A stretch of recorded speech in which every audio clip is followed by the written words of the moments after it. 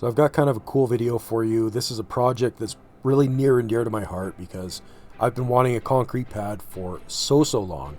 And, the price, depending on your region, the price for doing a large pad at the current point, I would say this pad probably sits around 20 feet by 30 feet.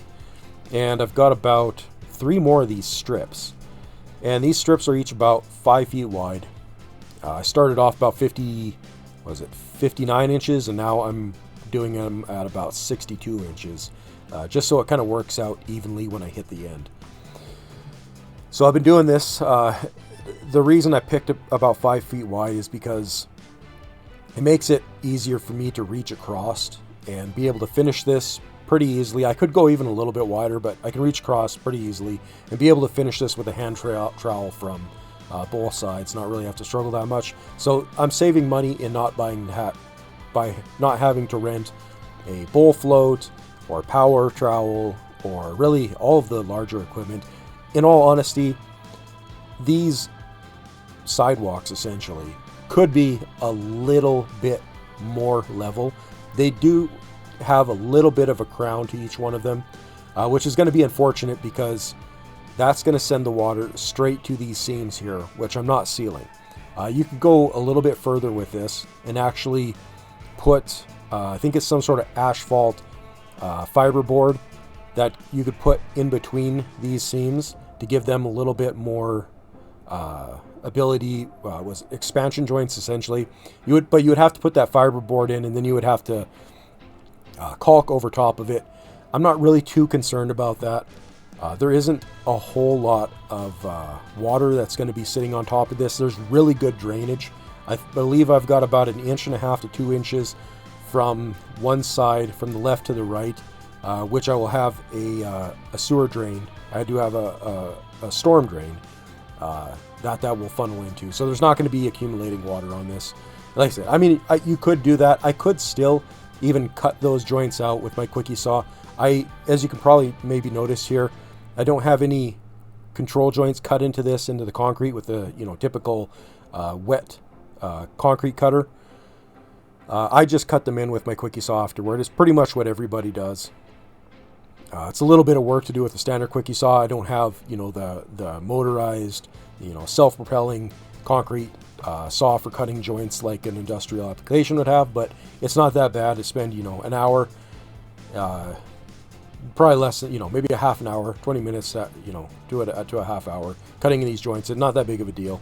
So let's kind of continue on into this video. I'll show you some of the process involved in me actually doing this. So here's me rototilling up some of the ground. Now I don't have any footage for me actually rototilling in the back there, but this is another project that I'm going to be working on, that I'm going to be doing either in concrete or paving stones in my front yard.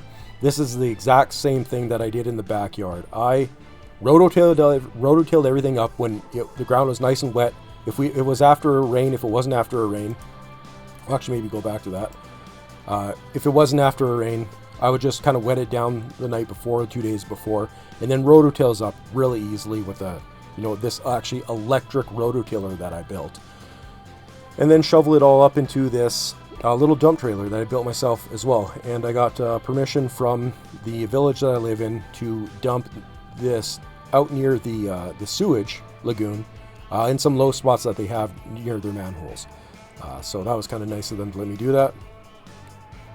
Again, so this wicked dump trailer, I don't know if I have the videos of me first building this yet. This dump trailer still has a bit of work. I need to get a larger winch on it. I've actually got 3 or 4 snatch and tackle blocks on this to get it to work with this small winch, but it works fantastic. I can haul exactly leveled off in this is exactly a yard. It's kind of nice having that, because when you go get sand and gravel maybe from these places that don't have scales and so forth, there's no argument about how much they're giving you. You have exactly a yard in this.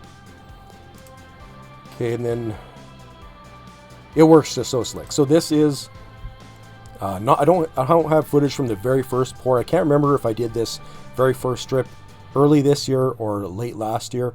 I was hoping to have this all done by the end of last year. I just was not able to get around to it. I wasn't able to source the money to do this, so I started working on this year. And I just had a quick picture of what I was doing here. So in this first strip that I laid, I didn't have the rebar coming out of it, so I had to actually drill into that first pad and also drill into the footing for my fence here for the rebars for this first set. And then as you can see here, I cut slots into my forms so that I could have full lengths of rebar running both directions. And as you can see, I also have 3 horizontal rebars in this set here. I was alternating back and forth between 3 and 2 and 3 and 2 because, you know, this is 5/8 rebar, 20 mil rebar, and or 15 mil rebar, I think. Anyways, that's more than enough. You know, I'm on 2-foot squares here, and then when you go into, as you can see in the next frame here, this is the 2, so that squares it off. You know, I'm less than 2-foot squares for all my rebar, for pretty heavy rebar as well. I'm going with a pretty thick pad. This is no less than 4 inches anywhere. And I do a little bit of vibrating as well, as you can see here. So I don't have any rebars coming out of my footing. I had to drill all these rebars into the footing. And then, but going the other direction, everything is, what would it be? 2.5 foot overlap, or is it 2-foot overlap? And then you can just start seeing me mix the concrete. And I don't think I have any footage, but I have a 1/4 meter drum mixer here, and I bring all of my product in on a bunch of different trucks and trailers that I have. I have a 3/4 ton, an old 1979 3/4 ton Chevy or GMC camper special that I haul most of my sand in.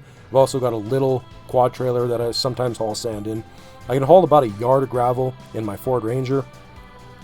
And then I have a dually truck, a 1979 actually dually truck that I will sometimes haul gravel in. And I also have a truck box trailer from, again, another 1979 Ford F350 dually that I converted into a trailer that will haul, I think, pretty much exactly 3 yards of gravel, which is really nice. And so, you know, I haul all this material in by hand, by myself. I mix it all by hand in that mixer, and then I wheelbarrow it over here and finish it off. You can see I hit the edges here with my, as you could see maybe previously here, sorry for making you look at my butt there. When I'm going through, I got a small pencil vibrator that I picked up. It's a Makita pencil vibrator. It's really not good for much of anything other than, you know, these little things here. And yeah, I especially make sure, you know, sometimes, you know, again, I don't screed because I've got some back problems. I really don't like screeding. I don't like trying to stress my back out any further than I need to. And I'm able to flush this off, smooth this off pretty easily by hand. But I will use the pencil vibrator along the edges here in case, for whatever reason, I need to drill in this. You know, I don't know. It's a good idea. It's nice having that extra smooth edge. You could tap it with a hammer as well. It's not that critical for a sidewalk, having these, you know, vibrate off with the pencil vibrator. But if you do have to go in afterward and drill in this, it's nice having that smooth face with no porous pockets or anything like that in it. So that's why I typically go around those edges with the pencil vibrator. Sometimes I'll go along this edge with the seam as well. Pretty, you know, pretty unnecessary. And again, yeah, I probably should have some sort of better, you know, expansion joints in this. So you can see here me moving the forms. The rest of this video I think will be pretty much just me moving these forms, setting up for the next pour. This is, I guess, a little further back in the process. This was my 3rd pour, and yeah, pretty simple. You know, it's just rinse and repeat. The rebars are kind of in the way, so I'll prop the rebars up on like a wheelbarrow or something like that when I'm moving the forms back. And it's nice because with the forms being measured out exactly as they need to be, it's super easy for me to move everything down, to square everything off. Everything is super square, bang on. Every once in a while, I will run a line. Every 2 pads, I will run a line, you know, whatever.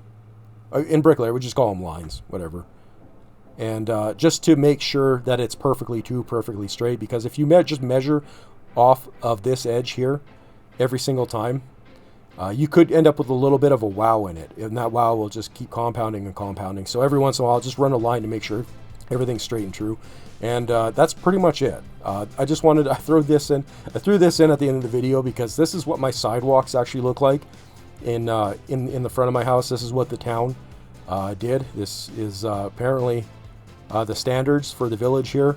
You could see you could easily trip on their control joints here. I don't know why they went so aggressive, and it must have just been super wet, and you can see the big wows in it's not straight in the slightest. And this is new concrete. This is fairly new concrete. This has only been here a few years, and apparently they're still building them like this. So I just thought that was kind of funny. I threw that in there as a little bonus. Hope this was interesting to somebody. More videos like this coming in the future.